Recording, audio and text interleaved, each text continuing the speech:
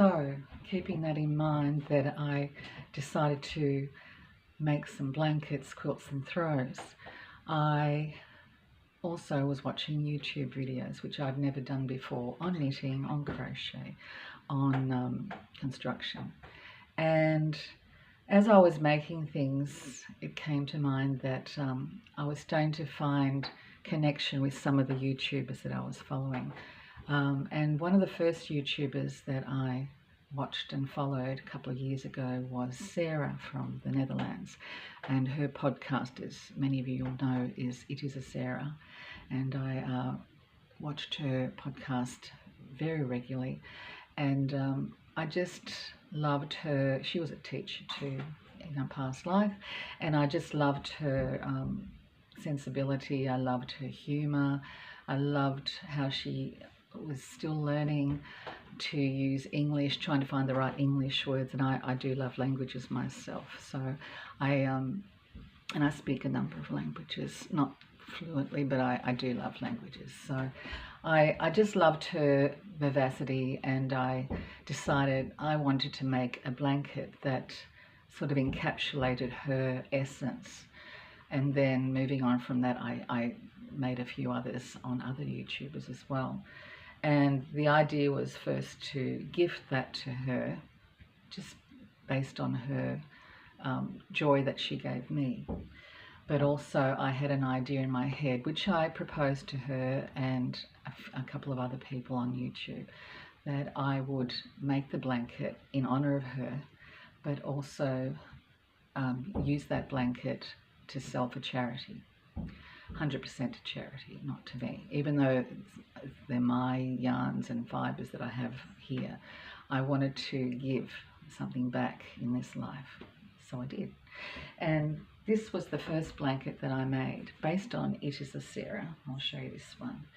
So this is hard because I'm in a bedroom and it's hard. But basically Sarah, she has a saying in her podcast, everything should be heart jumping, and that sort of stuck in my mind, and I just thought, you know, it's got to have hearts in it somewhere. And I don't think I've ever crocheted a heart before, but I looked up a pattern by Jada in Stitches, who's also a great podcaster, and I knew that Sarah loved browns. She's a really deep, earthy brown girl, even though she ventures out sometimes and does scruffy projects. I knew she loved browns, and I really do things in browns, but I actually quite enjoyed this one. So I created, and I'll go back a little bit to show you, I created, and it's interesting now looking back 2 years ago, my blankets were, can you see? Sorry, there's washing everywhere and there's stuff everywhere. But I created this blanket all with hearts in it, using Jada's pattern, and I made lots and lots of different hearts, and I put them all together into a blanket, or lap blanket if you want to call it that. And I decided to call this one the Sarah blanket, based on Sarah from the Netherlands. And it's still here. I did try and sell it. I have posted it on a number of different sites. No luck yet, and that's my dilemma, because I've made quite a few things, but I'm finding that posting and trying to sell it. I tried to start an Etsy shop. I did all sorts of things. I just thought, people. Daniela from Western Australia actually said, child Daniela, and she's right. You got to see it, you got to feel it, you got to touch it. So you got to see the size and dimensions, and photos don't do stuff like this justice. And I'm not at a stage of my life where I want to stand at a market all weekend flogging off blankets to people who want them for $50. I'm not expecting a lot of money, obviously, because you'll never get the money for all the time that you invested in a project.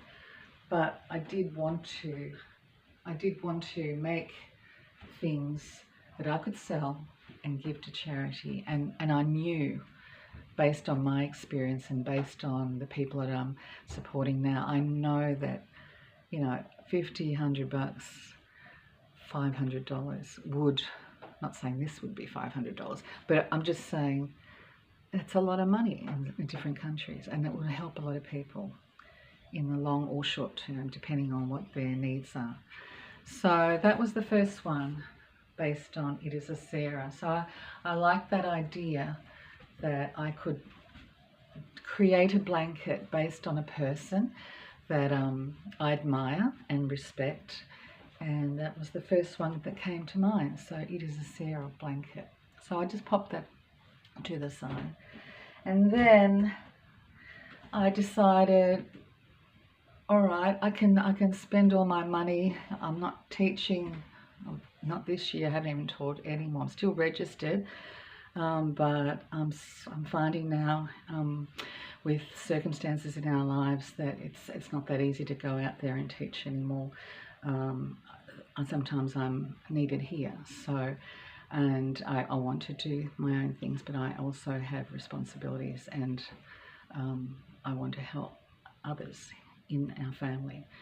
So I decided that I would make a call out to people on Facebook and Instagram that I knew, and asking just for donations of any old yarns they had, any swatches, any granny squares, things like that they had floating around. And I got a post office box, and very kindly and generously people did send me, some beautiful people sent me parcels of fabrics and swatches, and some of those I decided to put into blankets as well. And again, they would be 100% to the charities that I nominate, or I also offered the people who gave me donations, they could nominate charities that I had on offer, or their own personal charities that they had affinities with.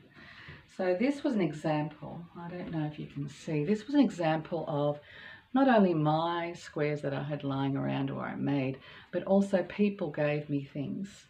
And you know, some of them are knitted even, some of them are knitted swatches, some of them are crocheted, and I decided to start incorporating pieces from other people together to make a community type blanket.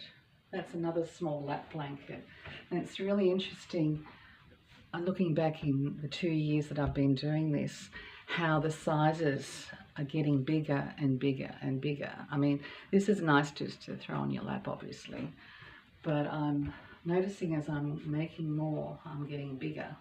So this is another small one, again made with, I don't know if you can hear me even, again made with donations and my donations all combined, using some scraps, acrylics, also fine yarns. I started to get an affinity.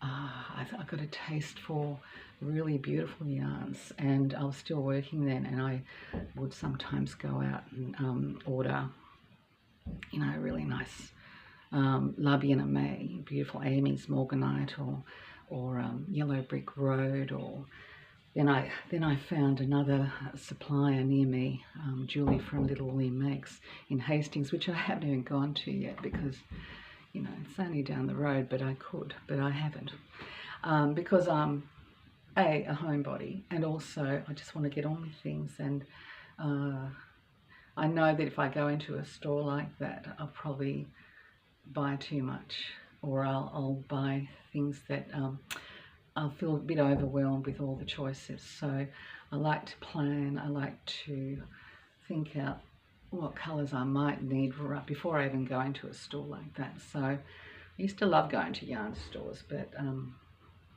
seeing all you guys put on your posts of shopping that you do, I just think, it's too much choice. And having lived in Africa and worked in a third world country in Zimbabwe, I know that coming back to Australia even was quite overwhelming, because we just didn't have all those choices over there, and we have too many here, I think. So I want to be a bit more simplified. So this was a community project based on beautiful donations that I got and my own all combined. So that's two ideas I had in my head rolling around. I had the community blankets, and then one's based on YouTubers, knitting YouTubers that I love and respect.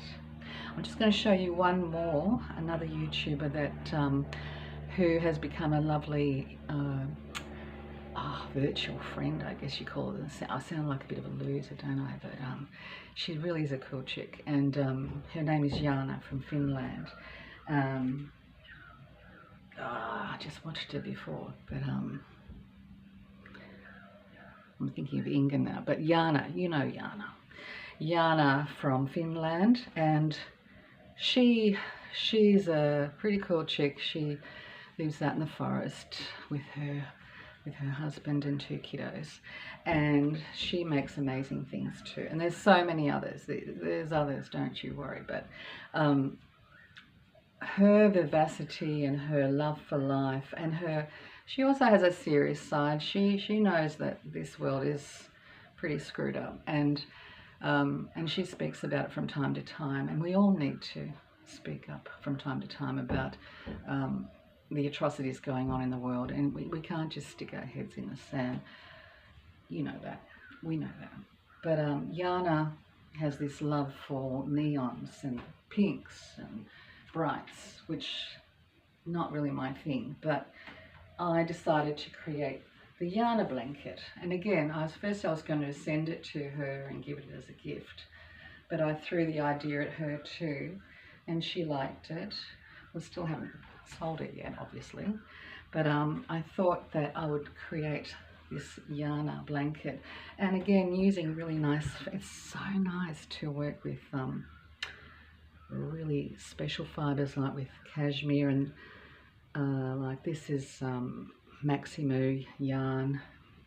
Yeah, it's sort of a ghoulish Halloween one there. I mean, I would never use these myself, but I have used that for my husband's socks. But and some hedgehog fibers from Little Woolly Makes. Forgot the colorway now, but you know, I'd sort of get really brights based on her personality, and I created this one. And she's a bit of a tassel girl, so I've just made some tassels, which I haven't attached yet or cut, but she's going to get some tassels on her blanket. So that would be the Jana blanket. So soft, so luxurious, and again, I'm hoping that will sell for charity. Now, with the patterns, obviously, some I could make up myself, and I have. Some are not rocket science, but because designers are involved in some of the blankets, my conscience says you can't just flog that off. And I'm not asking for money for myself, but I am going to, for my next idea, which seems to be coming together slowly, I will be contacting designers of specific garments and blankets that I have made, and asking them if I might, and they can say no, and that's cool, and then they'll be gifted. But I'm going to ask them if I can use their pattern, use the item that I've made using their pattern to sell for charity, and even give them the option of what charity they would like. Like this one, to me, I know because Jana and so many others, we see the atrocities going on in the Ukraine, for instance, and that 3-year war that shouldn't even have happened. So this one, to me, is calling out to be donated to a foundation that would help the Ukrainians to find peace. Others would go to St. James Mission or Luero, the Better Community Centre. Others I have donated. Last year I donated money to the Peter Mac Cancer Foundation in Melbourne, where my dad sought treatment before he passed away. I was still in Africa at that time. I have other strong affinities that I like to donate to, you know, breast cancer, because I also had breast cancer scare. What else? Médecins de Frontières. And there's a number of organisations that we all subscribe to and follow and want to support. Peter Hollow's foundation, trying to help people with restoring their eyesight. The Catherine Hamlin Fistula Institute that helps women with fistula issues. So the idea was to make things that would be sold, gifted, sold, preferably sold, and then the monies with receipts would go to those foundations. And I did that last year. I sold over $1,000 worth of blankets, and all those were donated. The monies of that was donated to those institutes. So that was it. That's the Yana blanket. And I was going to give it to her as a gift, but she actually liked that idea too. So Yana, if you're watching, this is your blanket without the tassels on it. And let's see if we can get some money together for the Ukrainian people who need our help, and so many others. Just ideas.